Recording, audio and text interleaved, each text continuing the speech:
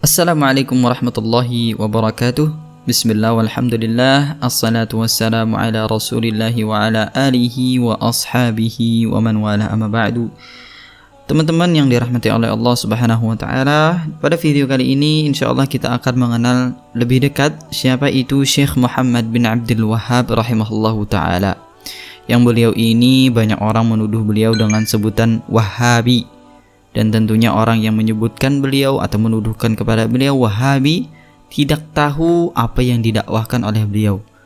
Dan apabila kita tanya, kenapa jadi dituduh Wahabi? Dia mengatakan, pokoknya Wahabi aja dah gitu. Pokoknya Wahabi aja dah. Nah, itu yang pertama. Yang kedua, ada juga, kenapa kamu nyebutin kami ini Wahabi? Nah, yang kedua ini dia berkata, oh banyak, kamu itu Wahabi karena pertama kamu jenggotan, yang kedua celanamu cingkrang. Nah, celana cingkrang ini teman-teman maksudnya celananya itu di atas mata kaki teman-teman, dinaikkan sedikit lah atau sejajar. Nah, itu namanya cingkrang teman-teman. Kalaunya bahasa Arabnya la isbal, itu enggak isbal, la isbal namanya. Yang ketiga dia kalian itu suka-suka membid'ahkan orang. Nah, yang keempat, kalian itu suka mensyirik-syirikan orang. Yang kelima, kalian itu suka mengkafir-kafirkan orang. Dan ini adalah ciri-ciri dakwah Wahabi katanya. Allahu Akbar. Ini adalah tuduhan yang mengerikan sekali. Tentunya tuduhan ini nanti akan Anda pertanggungjawabkan sendiri. Maka dari itu saya sarankan untuk janganlah ikut-ikutan dengan orang-orang yang menuduh A, B, C, D, E, F, G kepada kami, sedangkan Anda cuma ikut-ikutan dan tidak mengetahui apa yang ada atau apa yang kami kerjakan. Bismillahirrahmanirrahim. Guna untuk menepis fitnah-fitnah ini, mari kita kenal siapa itu Syekh Muhammad bin Abdul Wahhab rahimahullahu ta'ala pada video ini. Semoga dengan video ini kita sadar bahwa misalkan ada ya teman-teman dari dulu itu pernah menuduh dengan Wahabi. Nah, di sini saya jelaskan. Jadi supaya teman-teman ada ilmu tentang hal ini. Jadi jangan menuduh sembarangan gitu. Nah, langsung saja kita bacakan. Sebentar mic-nya saya alih dulu.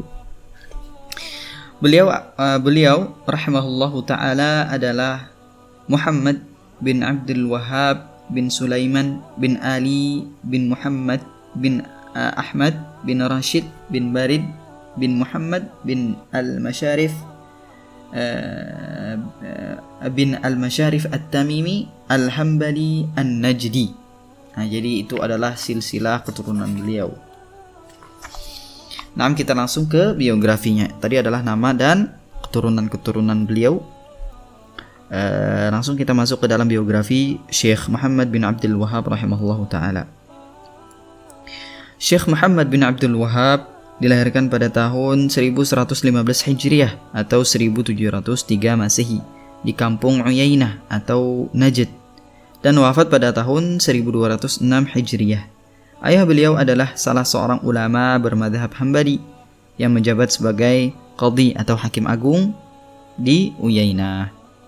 Semenjak masa kecilnya, Syekh Muhammad bin Abdul Wahhab rahimahullahu ta'ala telah menerima pendidikan agama langsung dari ayahnya. Syekh Muhammad bin Abdul Wahhab atas izin Allah subhanahu wa ta'ala melalui bimbingan orang tuanya dan didukung dengan kecerdasan otak dan ketinggian semangatnya, Syekh Muhammad bin Abdul Wahhab rahimahullah telah berhasil menghafal 30 juz Al-Quran sebelum berusia 10 tahun. Masya Allah. Terus bahkan ayah beliau sendiri kagum terhadap kecerdasannya. Sang ayah pernah berkata, sungguh aku telah banyak mengambil manfaat terkait hukum-hukum, yaitu hukum-hukum agama dari anakku, yaitu Muhammad. Beliau dinikahkan ketika sudah baligh pada usia 12 tahun. Di usia tersebut beliau haji dan memulai rihlahnya ke Mekah dan Madinah. Jadi usia tersebut beliau sudah pergi ya dari Uyainah ke Mekah dan Madinah di usia 12 tahun. Dan 12 tahun tersebut beliau sudah hafal Al-Quran, Masya Allah. Dan beliau bertemu para ulama di sana. Pada tahun 1135 Hijriah, beliau menunaikan ibadah haji untuk yang kedua kalinya. Namun untuk ibadah haji kali ini, beliau tidak segera pulang. Akan tetapi beliau memilih untuk menetap di kota Madinah. Beliau memilih untuk menetap di kota Mekah dalam rangka menuntut ilmu. Setelah itu, beliau berpindah dari satu kota ke kota lainnya untuk menuntut ilmu. Beliau juga sempat menuntut ilmu di kota Madinah dan berguru pada dua orang ulama besar, yaitu Syekh Abdullah bin Ibrahim bin Saif An-Najdi dan Syekh Muhammad Hayah As-Sindi. Beliau juga sempat menuntut ilmu di kota Basrah, yaitu kota Irak ya sekarang. Beliau juga sangat meminati karya-karya Ibnu Taimiyah rahimahullah dan Ibnu Qayyim rahimahullah. Pada fakta ini menjelaskan kepada kita rahasia semangat dakwah tauhid yang benar-benar mendarah daging pada diri Syekh Muhammad bin Abdul Wahhab rahimahullahu taala. Setelah sekian lama melakukan rihlah dalam rangka menuntut ilmu, beliau pun kembali ke kampung halamannya di Uyainah. Sesampainya di Uyainah, beliau mendapati bahwa ayahnya atau ayahanda beliau rahimahullahu taala sudah pindah ke Al-Huraimila pada tahun 1153 Hijriah. Di saat Syekh Muhammad bin Abdul Wahhab memulai dakwah tauhid, sang ayah pun wafat di Huraimila. Jadi ayah beliau wafat tatkala beliau hendak memulai dakwah tauhid di kota beliau. Kondisi Najd yaitu kota kelahiran beliau di Uyainah tadi, ketika itu penuh dengan kesyirikan, baik berupa takhayul, kepercayaan pada dukun dan jimat, praktik-praktik ruqyah yang syarat unsurnya kesyirikan, dan pengagungan terhadap kuburan, baik dengan beristighatsah kepadanya, yaitu istighatsah ini adalah dia berdoa kepada kuburan tersebut atau dia meminta tolong kepada kuburan tersebut tatkala dia kesempitan. Nah, kondisinya sempit, jadi kayak mendesak gitu. Dan pengagungan terhadap kuburan. Baik dengan beristighatsah tadi kepadanya dan tawaf di sekelilingnya. Jadi pertama beristighatsah dengan kuburan, terus berkeliling dan juga semacamnya. Jadi fitnahnya dulu itu di kota Najd itu sangat banyak sekali praktek-praktek kesyirikan. Terus namun ia hanya fokus kepada fikih, melainkan urusan tauhid. Dakwah ketika itu sudah ada di Najd. Nah, dakwah tatkala itu sudah ada di Najd, tetapi dakwah tersebut hanya fokus terhadap fikih doang dan melalaikan urusan tauhid. Situasi inilah yang mengugah Syekh Muhammad bin Abdul Wahhab untuk mendakwahkan tauhid di sana, maksudnya di Najd. Syekh Muhammad bin Abdul Wahhab akhirnya kembali ke Uyainah, yaitu tanah kelahiran beliau. Ketika terjadi peperangan antar kabilah di Al-Huraimila, di antara strategi beliau dalam mengembangkan dakwah tauhid adalah dengan mendekati Amir atau penguasa Uyainah pada saat itu yang bernama Utsman bin Ma'mar. Dari sinilah beliau mulai intens dalam berdakwah. Jadi beliau mendekati Amir, mendekati pemimpin di Uyainah pada saat itu. Ketika itu beliau mendakwahi orang-orang yang mengagungkan kuburan yang mereka sangka merupakan kuburan Zaid bin Khattab, saudara dari Umar bin Khattab radhiyallahu anhu, dengan membangun kubah di atasnya dan berdoa kepadanya. Sebelum mendapatkan bantuan dari sang Amir, selama berbulan-bulan Syekh hanya mendakwahkan mereka dengan mengingatkan mereka bahwa Allah Subhanahu wa taala jelas lebih baik dari Zaid. Jadi berbulan-bulan Syekh mengingatkan kepada orang-orang yang menyembah kuburan tersebut atau mengagungkan kuburan tersebut bahwa Allah Subhanahu wa taala lebih baik dari Zaid, apa yang ada dalam kuburan ini. Jadi Allah Subhanahu wa taala lebih baik, kata Syekh Muhammad bin Abdul Wahhab rahimahullah taala, kepada orang yang mengagungkan kuburan tersebut. Setelah itu dengan demikian agar mereka hanya meminta kepada Allah Subhanahu wa taala semata, tetapi mereka sama sekali tidak menghiraukan seruan beliau rahimahullah. Jadi mereka mengabaikan saja seruan beliau. Setelah beliau mendapatkan bantuan dari Amir di Uyainah, maka kuburan tersebut pun langsung diruntuhkan. Jadi langsung diruntuhkan tatkala Syekh Muhammad bin Abdul Wahhab bekerja sama dengan amirnya di sana atau pemimpinnya di sana. Terus meruntuhkan situs-situs kesyirikan adalah sunnah Rasulullah sallallahu alaihi wasallam. Ali bin Abi Thalib radhiyallahu anhu pernah berkata kepada Abul Hayyaj, "Maukah kau aku utus untuk melaksanakan suatu perintah yang juga pernah Rasulullah sallallahu alaihi wasallam berikan kepadaku atau perintahkan padaku? Janganlah engkau biarkan patung, melainkan engkau musnahkan, dan jangan engkau biarkan kuburan yang ditinggikan secara berlebihan, melainkan engkau ratakan." Jadi ini adalah sunnah Rasulullah sallallahu alaihi wasallam ya. Di antaranya adalah janganlah engkau membiarkan patung, melainkan engkau musnahkan, dan jangan engkau biarkan kuburan yang ditinggikan secara berlebih-lebihan, melainkan engkau ratakan. Tentunya hal ini dilakukan oleh orang yang mampu ya. Maksudnya jika kita melihat ada kuburan yang ditinggikan, diagungkan, kalau kita tidak mampu untuk melakukannya, ya sudah, kita fattaqullaha mastata'tum, kita bertakwa kepada Allah, beribadah kepada Allah semampunya saja.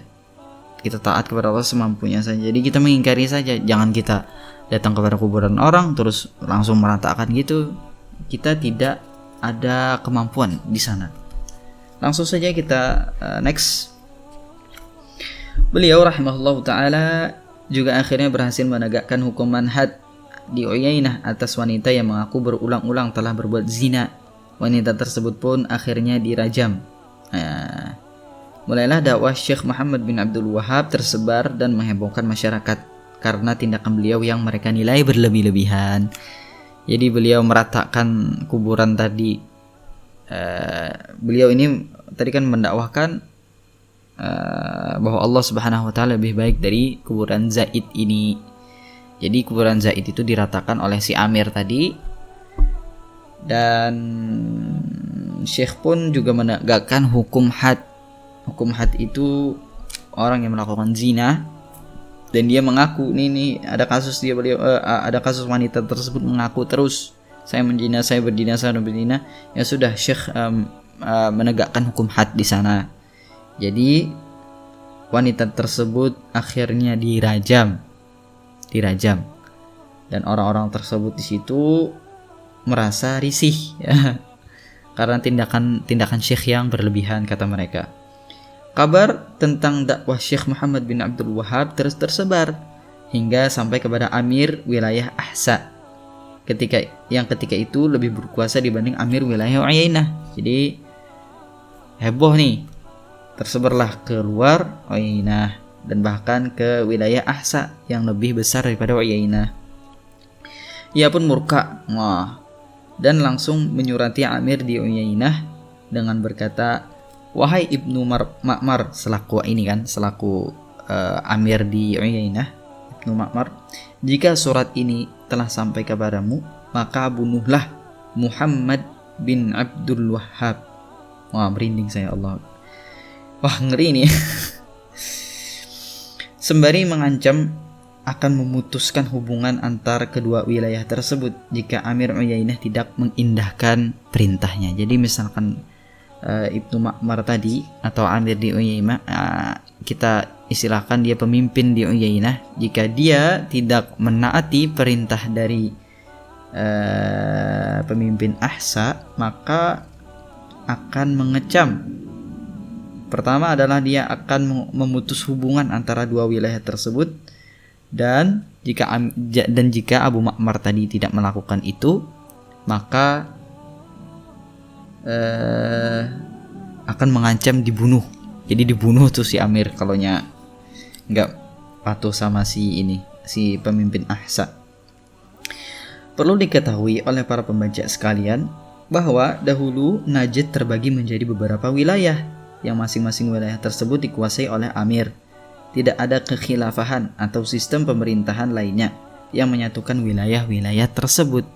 Jadi tidak ada yang menyatukan wilayah tersebut. Jadi satu Najd itu banyak terdiri dari beberapa amir atau pemimpin.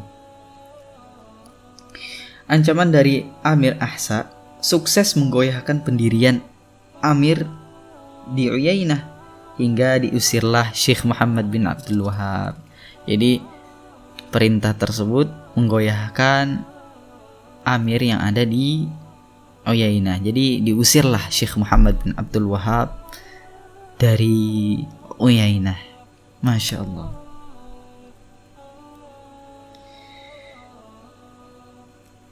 Rahimallahu ta'ala. Jadi dari Uyainah pada tahun 1158 Hijriah. Jadi beliau diusir pada tahun tersebut. Beliau sempat menasihati Amir di Uyainah agar tetap bertahan dalam menegakkan dakwah tauhid. Jadi beliau sempat menasihati si Abu Ma'mar tadi, jangan goyah gini kata Syekh Muhammad bin Abdul Wahhab. Tetapi nasihat tersebut tidak diindahkan olehnya. Ia lebih takut ancaman Amir Ahsa yang lebih berkuasa darinya tatkala itu. Jadi nasihat Syekh Muhammad bin Abdul Wahhab kepada Abu Ma'mar, yaitu pemimpin dari kota Uyainah, dia lebih takut terhadap si pemimpin di mana tadi, di Ahsa. Syekh Muhammad bin Abdul Wahhab rahimahullah pun pergi menuju Dir'iyah. Perjalanan tersebut beliau tempuh di tengah musim panas dengan berjalan kaki. Beliau pun tidak membawa bekal kecuali hanya sebuah kipas tangan yang beliau gunakan untuk menerangi. Kecuali hanya sebuah kipas tangan yang beliau gunakan untuk mengurangi hawa panas yang beliau rasakan di sepanjang perjalanan. Dan sepanjang perjalanan itu beliau senantiasa membaca ayat, wa may yattaqillaha yaj'al lahu makhraja wa yarzuquhu min haitsu la yahtasib wa may yattaqillaha wa may yatawakkal 'ala Allahi fahuwa hasbuh.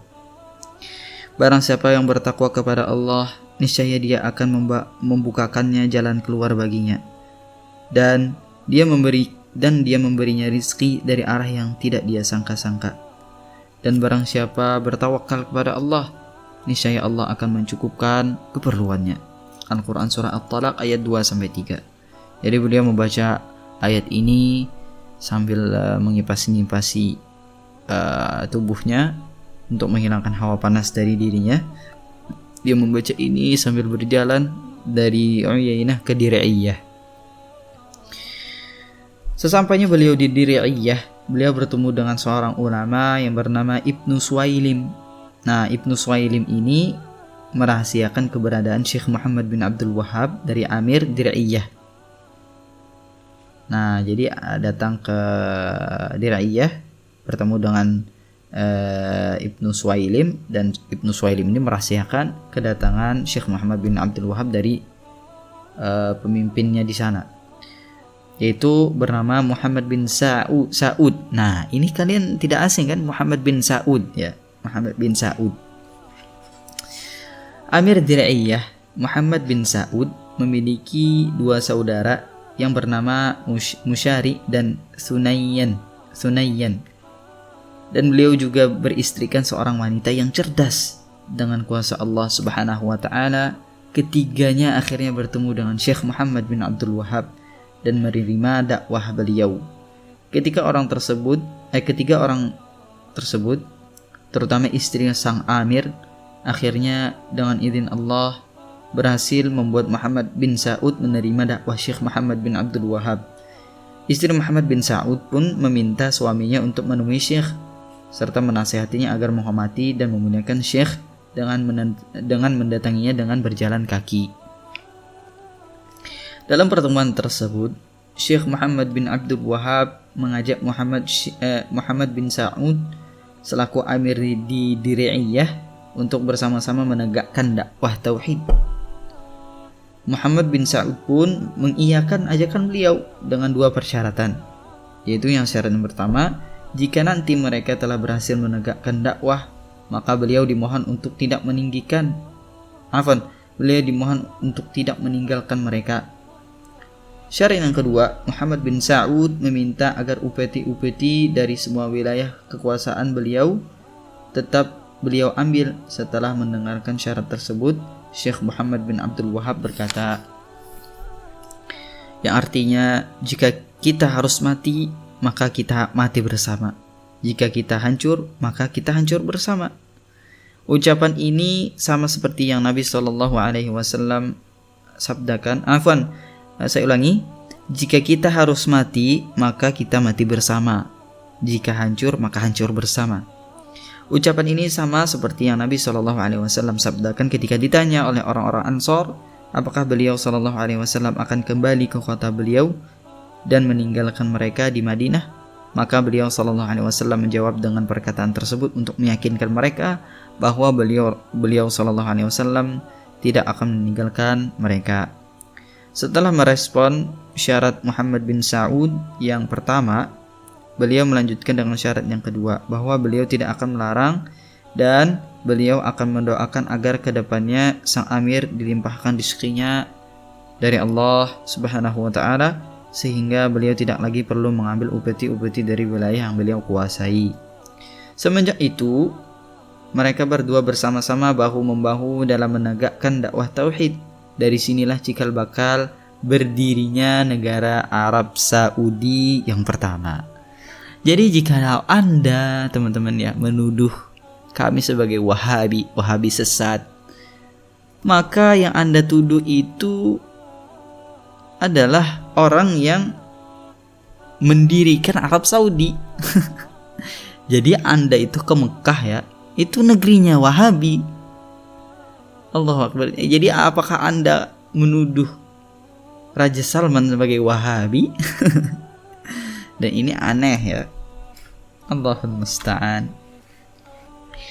Ketika dakwah semakin berkembang, banyak orang yang menuntut ilmu kepada Syekh Muhammad bin Abdul Wahhab di kota Dir'iyah, sehingga ketika masing-masing kembali ke tempat mereka dan menegakkan dakwah tauhid serta mengingkari berbagai macam kesyirikan yang semakin berkembang.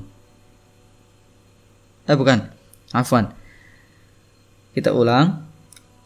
Dari mana tadi ya? Sebentar. Sehingga ketika masing-masing kembali ke tempat mereka dan menegakkan dakwah tauhid serta mengingkari berbagai macam kesyirikan, maka semakin berkembanglah dakwah Syekh Muhammad bin Abdul Wahhab. Seketika itu Amir di Uyainah meminta Syekh Abdul Wahhab rahimahullah untuk kembali ke Uyainah. Nah, jadi setelah berkembang kan, sudah terkenal, sudah berkembang dakwah Syekh Muhammad bin Abdul Wahhab, terus yang pemimpin yang dulu di Uyainah tadi memanggil beliau lagi untuk datang ke wilayah Uyainah lagi, tetapi beliau menolak dan ingin kembali meneruskan perjuangan dakwah beliau bersama Muhammad bin Sa'ud, dan berdirilah negara kerajaan Arab Saudi. Nah teman-teman, jadi yang ikut untuk mendirikan kerajaan Arab Saudi itu adalah Syekh Muhammad bin Abdul Wahhab, yang kalian tuduh sebagai Wahabi, yang kalian tuduh suka mengkafirkan seseorang, yang kalian tuduh suka membid'ahkan dan lainnya. Ini loh kalian tuduh. Padahal kita lihat kerajaan Arab Saudi itu adalah hukum-hukumnya itu di atas Al-Quran, bro. Masih Anda sebut Wahabi, kan aneh jadinya. Aneh kan. Nah ya, lanjutlah, Allahul musta'an. Astagfirullah. Sosok Muhammad bin Abdul Wahhab bagi warga Saudi bukan hanya sekedar ulama, namun beliau juga merupakan sosok pahlawan bagi negara tersebut. Beliau memiliki jasa yang besar dalam berdirinya negara Arab Saudi yang keberkahannya dapat dirasakan oleh banyak orang. Ya Masya Allah ya, keberkahannya Masya Allah. Kita hitung saja bahwa pendidikan di Arab Saudi itu kan ada kan beasiswa ya. beasiswa itu satu mahasiswanya itu berapa miliar dah, dikali berbagai dunia kan masuk ke sana. Masya Allah, banyak sekali yang kita dapatkan manfaatnya dan faedahnya dari Arab Saudi ini. Masya Allah, dari segi pendidikan, ya itu baru pendidikan, belum yang lain-lain. Terus Arab Saudi merupakan satu-satunya negara dengan tegas menjadikan undang-undang dasarnya adalah Al-Quran dan As-Sunnah. Masya Allah. Nah tuh kan. Jadi satu-satunya negara yang di atas Al-Quran dan As-Sunnah itu adalah cuman Arab Saudi saja. Dan Anda menuduh Syekh Muhammad bin Abdul Wahab Wahabi sebagai orang yang menuduh menuduh orang ke syirik segala macam, Ittaqillah wahai saudaraku, perhatikanlah perkataan Anda, serta menunjukkan wala atau loyalitas mereka kepada Allah, Rasulullah SAW. Kemudian kepada negara mereka, tentu saja dengan segala kekurangan dan kelebihannya, namun sampai saat ini hanya Arab Saudi yang secara terang-terangan menuliskan hal tersebut dalam undang-undang mereka. Tidak ada negara Islam lainnya yang seperti itu. Bahkan sebagian kelompok Islam yang menyatakan ingin menegakkan syariat Islam, ketika mereka berhasil memegang tampuk kepemimpinan suatu negara atau wilayah, mereka tidak akan menyatakan dalam undang-undang dasar mereka bahwa mereka kembali kepada Al-Quran dan As-Sunnah. Jadi cuman Arab Saudi saja yang menerapkan yang menerapkan di undang-undangnya itu Al-Quran dan As-Sunnah. Inilah negara kerajaan Arab Saudi yang sebelumnya penuh dengan peperangan, kesyirikan merajalela, dan tidak ditegakkannya syariat Islam secara totalitas. Namun dengan izin Allah Subhanahu wa Ta'ala, setelah berdirinya negara Arab Saudi, berdirilah pula syariat Islam, berdiri pula undang-undang Islam. Kesyirikan dengan segala macam bentuknya dimusnahkan. Bahkan tidak ada di sana praktek perdukunan, zina dan khamar yang terang-terangan. Sampai sekarang urusan politik di Arab Saudi dipegang oleh keturunan Muhammad bin Saud, sedangkan urusan agama dipegang oleh Alu Syekh atau keturunan Syekh Muhammad bin Abdul Wahab. Nah, jadi teman-teman kalau mendengarkan ada Syekh ya, Alu Syekh ya, nah itu berarti keturunan Syekh Muhammad bin Abdul Wahab ya, my Syekh ya. Jadi teman-teman, kalau teman-teman Wahabi, ini yang Anda tuduh Wahabi ini, teman-teman, beliau membantu Muhammad bin Saud untuk mendidikan Arab Saudi, kerajaan Arab Saudi. Bahkan urusan agama dipegang oleh keturunannya Syekh Muhammad bin Abdul Wahab di sana. Jadi Anda yang bukan ustadz, bukan seorang ulama, menuduh langsung. Wah, ini ngeri sekali. Ittaqillah saudaraku. Astaghfirullah wa atubu ilaih.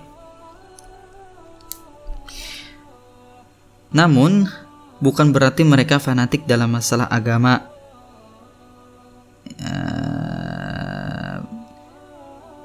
Jadi kita ulang. Sedangkan urusan agama dipegang oleh Alu Syekh atau keturunan Syekh Muhammad bin Abdul Wahab.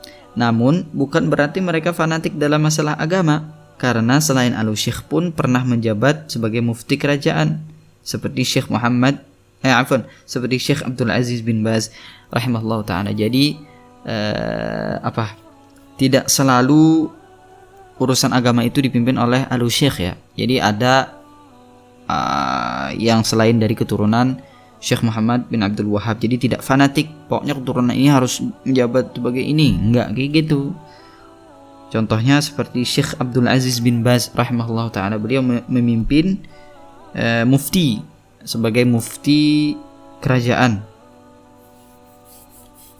dan beliau juga bukan keturunan dari Syekh Muhammad bin Abdul Wahab. Syekh Muhammad bin Abdul Wahab rahimahullahu ta'ala terus konsisten dalam berdakwah hingga pada akhirnya beliau wafat pada tahun 1206 Hijriah. Semoga Allah Subhanahu wa ta'ala merahmatinya dengan surganya. Masya Allah, Masya Allah. Dan di sini ada foto Masjid Syekh Muhammad bin Abdul Wahab di Qatar ya. Tentunya kalian tidak bisa melihatnya karena ini berbentuk voice saja. Dan sekian, mohon maaf jikalau ada kesalahan dalam pengucapan karena saya malas untuk mengeditnya. Jadi kalian dengerin aja sampai habis dan semoga kalian mendengarkannya sampai detik ini. Dan tentunya janganlah kalian ikut-ikutan dalam menuduh sesuatu yang kalian tidak ketahui, dan itu akan, atau tuduhan itu akan berbahaya untuk kalian sendiri.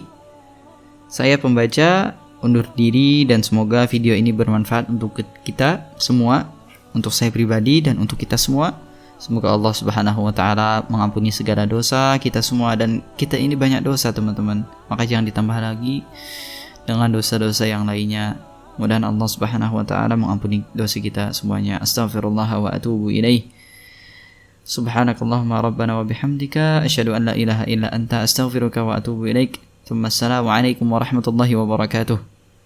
Terima kasih sudah menonton videonya dan mohon maaf videonya ini tidak diedit, jadi langsung dijebret aja. Soalnya sudah kelamaan males ngedit.